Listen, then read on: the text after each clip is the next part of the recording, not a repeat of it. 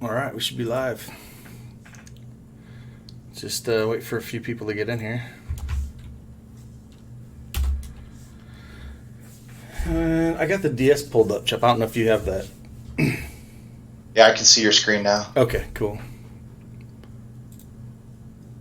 That way. It's pretty clear today, too. That way. If I really need to see anything, I can just toggle into full screen and then come back and look for any kind of questions or anything like that if anybody asks anything. That works. Yeah, we can just wait a bit and get a few people in here. But like, I don't know. Like yesterday, I felt like there's so many stinking ways to go in cash. Like usually, I can set. Some days, you can set a cash lineup and you just feel good about it.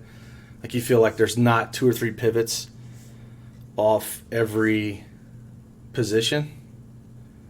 Mm-hmm. But yesterday, it just seemed like I could build 10 that I liked. And there was a good pivot, like spending up at third base yesterday. I mean, with Arenado, Rendon, who are the other 2 spend ups at third base? Suarez. Suarez was a good one. I used him in a couple of different lineups. I mean, he was a good play on paper. And then there was so there was like 3 spend ups that are, to me it was that or punt down to Theus, but he's been the 7 hole, but he's 2,300, so there's different ways to go. But that dictated the whole lineup, how you're going after that. So I see that a lot myself. I think a lot of people do. When I go through, kind of look position by position, maybe grab some rankings. Like I'm lately just been testing the domination station, that hybrid scoring, just to see if that's doing what I think logically it should be doing, which is blending good grades with good projections and kind of giving me a consensus, which I love. Right. And kind of looking at who does it like, top 3, top 5 people at each position. What I will quickly be able to find by doing that, or any other method by which I grab those top few at each position, is I start going,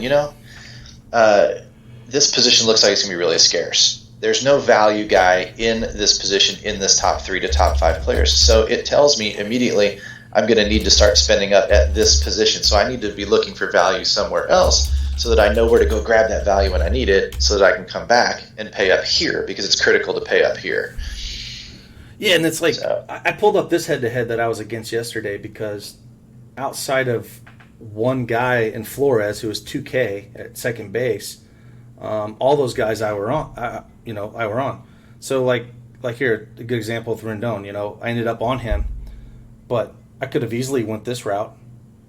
I saw people asking in your room about Thies or Thies, however you pronounce his name. I heard them asking how much you were on him. Well, I knew he was going to be batting low, but at 2,300 on an offense that we thought was going to go off, of course they didn't, and they crapped the bed. But I don't mind punting a guy like that if I really want to spend up on guys, And so I was very similar on this guy. Again, if Jock Peterson would have went off, now he went Upton. Once I saw Dahl in the leadoff position, that's when I really started to say, well, I need to go that route. And then that's where lineup construction kind of took me to the Rendon at third base, or one of the spin-ups. I was going between all of them. And that's what really helped me get over the edge was, again, Dahl and Rendon. Everything else was kind of mediocre. See, in the lineup that I gave you, or would have given you, I liked attacking that LA Angels offense for a little bit of value to help me get into Coors Field, where I used Calhoun at 3,400 instead of Dahl in that lineup I would have given you. But of course, after that, when I was going through other lineups, I'd quickly start gravitating towards Dahl. And then when you kind of said, oh, yeah, I forgot to give me a lineup last night or something, I was like, oh, crap. I went back and I looked, and I was like, okay, let's be legit and figure out which one I would have given you, and at least give you that one to kind of maintain some continuity. And it was the one without Dahl, but the other 2 had him in it. And that's the lead off in Coors for him is just too cheap. It is too cheap, and I was the same way. I think I did write Calhoun up yesterday, and I wrote Dahl up, but I was on Calhoun as well because he usually hits up in that, Right. I did not like him appearing in the 7 hole at all. No. So I think was he in the 5? He was the 5 hole, but okay, that's right. He was projected at 7 though, and I was nervous. Dahl, leading off, it was just kind of like, well, to me that was the way to go. And playing both of them was fine. You just were getting off. Those Cincy bats were just too cheap. Like I saw you have Puig in this one, and they were all pretty high owned, but that run total was over 6.5. So I mean, it was any of those guys. Like you went Scooter as well, and I was going between him and Dozier. If I wanted, they were I think same price last night. I'm not sure what Dozier did, but I ended up going Jeanette just because I like Cincy. And one of the good things to do is when you're wondering maybe what team to take, man, go give CG Stacks a look and see who's popping like that, And I know Absolutely. I know Cincy was popping all over his stuff, and that just makes the decision easier for me, if I'm going to 1v1 like that. And that was funny because I saw a couple of guys, a couple of teams before that where I was, okay, Dodgers, Angels are clearly 1 and 2, and then he had Cincinnati third, and I was looking at even some Kansas City really early in the day, and then San Diego, Domination Station was loving San Diego, and I was kind of deciding where do I want to go grab some value, and when I saw Cincinnati was such a big jump ahead of everybody else, it's like, oh, God, we got to go look at Cincinnati, and so I made them kind of my third stack based on that sheet alone, because I will often do that when I see something that just makes a lot of sense. And again, that was the lineup that I didn't give you because I was so dead set on the Angels at that point in time that I did have another Cincinnati stack that, of course, went off because everybody in that offense went off. Yeah. It was, what are you going to do? It was pretty crazy. But it was nothing. I mean, there was no one in Cincy that just smashed. Everyone was just kind of – Votto had a real good game. But other than that, I mean, they all got, great for cash for their price. I was nervous when Puig was up a few times with the bases loaded, and I didn't have him. I was like, "Oh no," because that could have ruined me pretty hard. And just showing that right there with you is 25% owned. He's pretty high owned for that slate, so that could have changed things a lot. What's up, Big Show Brandon? I haven't seen you in a while, brother. Good to see you in here, man. I appreciate it. But yeah, man. So you went Paddock too, and I was looking back at my head-to-heads, and the majority of people went Paddock, and he underwhelmed, going against Baltimore like that. I still think that was the play that for the savings to get up on bats over Corbin. I was going back and forth through that, but then just kind of getting a feel around the industry and seeing people really push Paddock, and again against Baltimore with losing the DH in that park. It just made sense to go him, and I'll just try to beat people elsewhere when it comes to that stuff. Yeah, I don't personally mind looking at ownership and seeing a high-owned pitcher and just saying, all right, lock him in, and then we'll get around him on bats. It doesn't even matter what I try to do. If I don't look at ownership reports and I can see the common spots that most people are going to see just from playing this game for a while, but I will still always see something that other people don't see. The way that I go through and I search numbers and I pick things will almost always lead me at least in one direction that I really like that a lot of people don't. And so I don't ever really worry much about differentiation because I'm just naturally going to find it somewhere myself by being a little bit goofy. So I don't have to hide completely in the chalk to get there. There's a question by Outlaw Seal here. He's asking, where's your starting point when evaluating games? So you speak to that because, I know we're both different in how we approach what your starting point is and what mine is. Well, I'm interpreting that as evaluating lineups or, evaluating kind of where do you start your process. And I think we both agree that it's always starting pitcher. We just might go about it a little bit differently. Definitely. Is that kind of the way you're interpreting that as well? Yeah. And he said yes. And that is, I was going to say, I guess we should ask him. Yeah, we should. But he said, yeah. Pitching is definitely, you start there and then you build around, I'll try to find value first. I don't try to find the studs because there's plenty of studs to pay for. But same with basketball or NFL or any of the things. You got to identify that value. So once you get done pitcher, find the value. And last night, for me, it was Howie Kendrick at 2,300. In a Washington had a pretty high implied team total. And anytime you get a guy 2,300 batting fifth, it was pretty easy. And then the same with second base. I knew you could have spent up for Muncy, but when Scooter and Dozier were both around 2,600, to me that was the value that I wanted to build around. And same with Winker leading off for Cincy at 2,800. We had a lot of value. You usually do on FanDuel, so you can do some things. But for me, it's definitely value after pitcher. But if you don't get pitcher right, you're not going to win.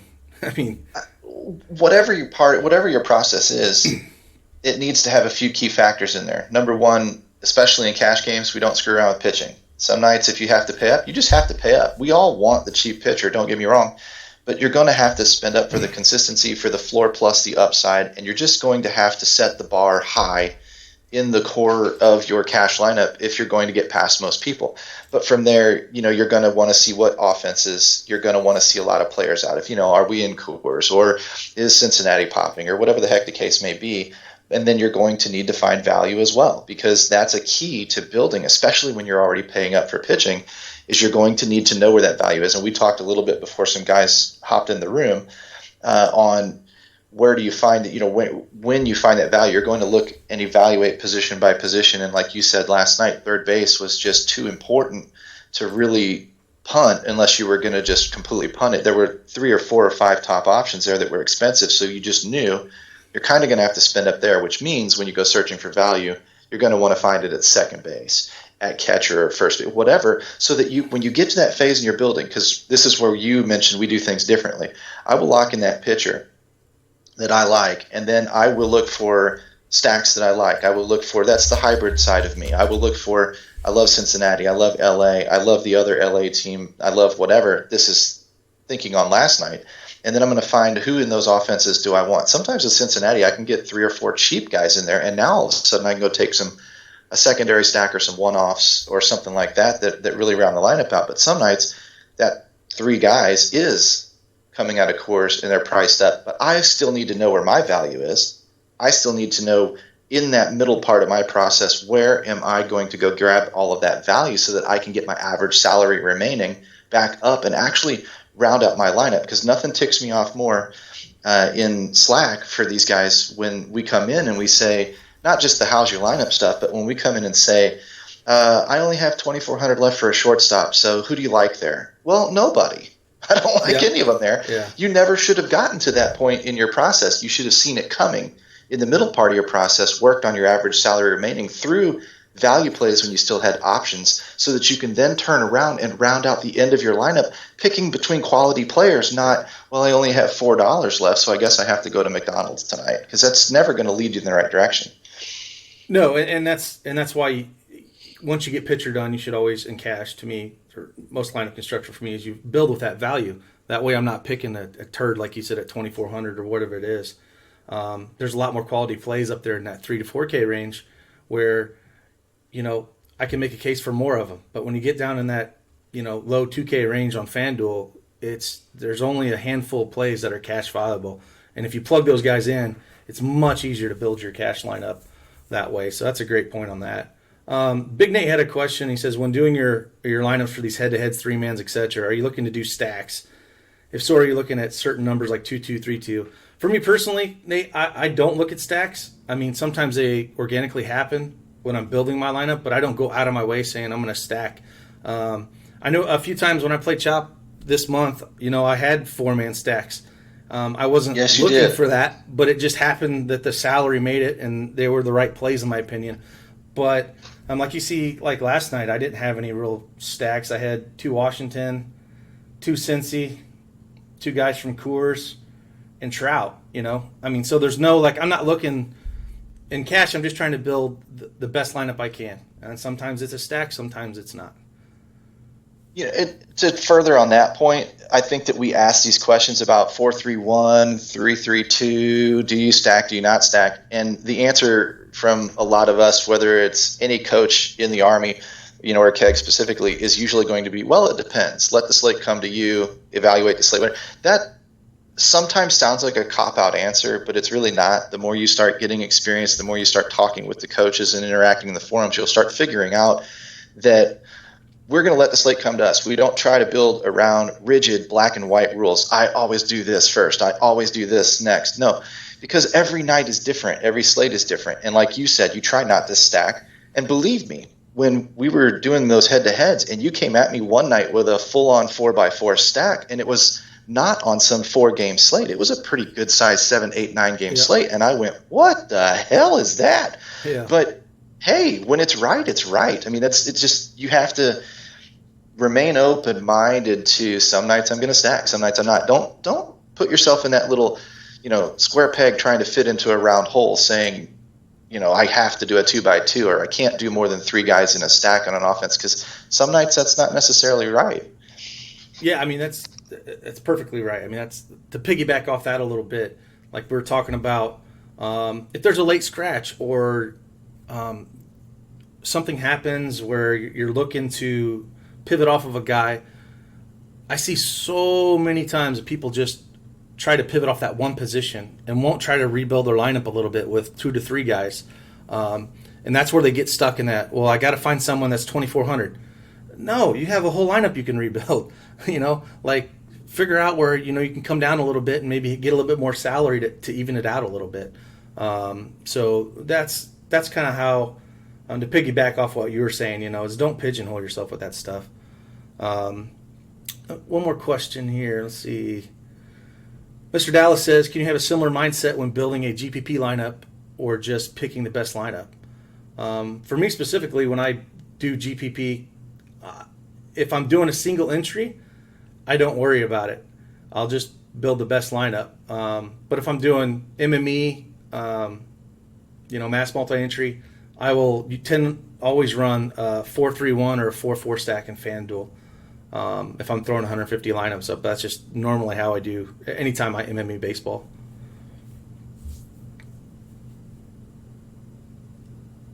One more question. Big Nate says, if you do happen to fall into a stack by just building it, do you go back and look at the batting order and try to swap guys out? No, not at all, because I'm picking those players because they're in good spots.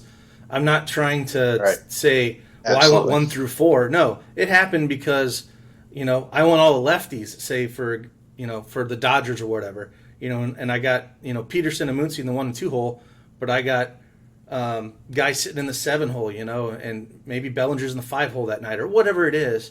No, I don't. There's a reason why those guys made my cash lineup is because how good, or how bad that pitcher is against, his ISO and WOBA is against lefties, his strikeout rate. So he might be great against righties and crappy against lefties. So no, definitely don't do that. That goes back to kind of the rigid following the rules too closely thing. If you Google stuff or, you read, you'll always hear correlation in stacks, 1, 2, 3, 4, 3, 4, 5, 6, 7, 8, 9, 1, wrap, stuff like that. And that's fine. And you should focus on that because absolutely the tighter they're correlated, the more they're going to accumulate points more often, the better it's going to be. But that's a very broad concept that is kind of encompassing the last 5 years of DFS as opposed to tonight. Tonight, if you've got gaps in your stacks, you've got gaps in your stacks. You're focused on, like Keg said, attacking lefties, or you're focused on, something a little bit different. Maybe you do want, some guy and he appears in the lineup when it confirms and all of a sudden he's in the 7 hole instead of the 3 hole. Well, maybe you still like the matchup, and if they score 8 runs, he's going to get 4 or 5 at bats. So sometimes you don't sweat that stuff as much. I'm not going to grab an offense and go, okay, I need the 1, 2, 4, 7, or I'm just going to take kind of what comes, and if I like the stack, I like the stack. Yeah, like CJ says, just play good players. Easy game, yeah. I mean, when it comes down to it, just play good players. Like if you do CG, pitchers don't matter to CG. So, but he's not playing cash games.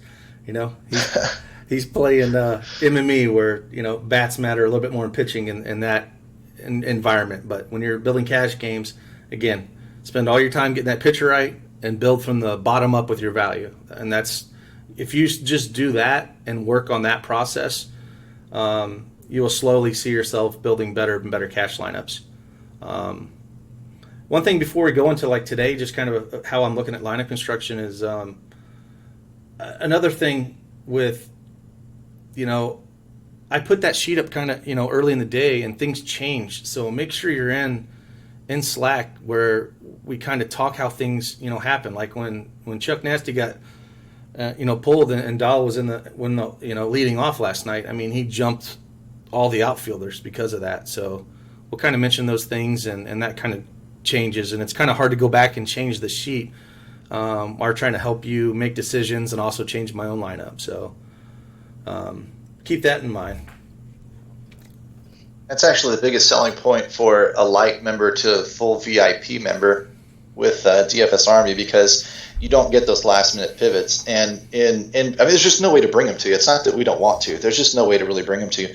NBA, it's critical. This year, MLB, I think that Keith has been pointing out most of the year and was on it pretty early on, talking about how platoons are more commonplace this year than in years past. And these types of things lead to really hanging on to lineups locking into place. And when they do, and things do platoon in or things do shuffle, that's when the coaching forums and Slack become so darned important, because things do open up and things do become much, much more important or prioritized in your lineups, especially cash builds. And you're going to want access to that information to be able to make those changes right along with everybody else.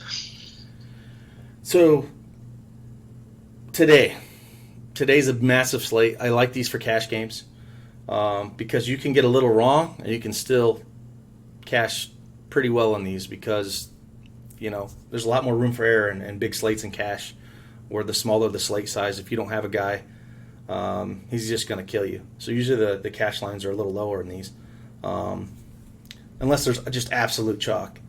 I put these 4 guys up on here that and you notice they're all kind of pricey, because first glance to me tonight, with the trade deadline coming up and some of these spots these high-end pitchers at, I usually don't do this. Chop, what are you talking about? I usually don't do this, but I'm looking down a little bit, man. How can you not? I mean, you got Odorizzi going into Miami.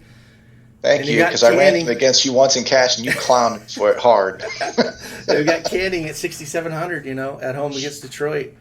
And that's why I kind of ran these 4 bats, because I want exposure. I want the righties and the Dodgers, for redemption. I think they're going to get the Freeland. He gives up a 275 ISO to righties, and that's not good for him when you got guys like Pollock and Turner. And then, Colorado, we could see Story leading off, the 2-hole, whatever. You get him up there.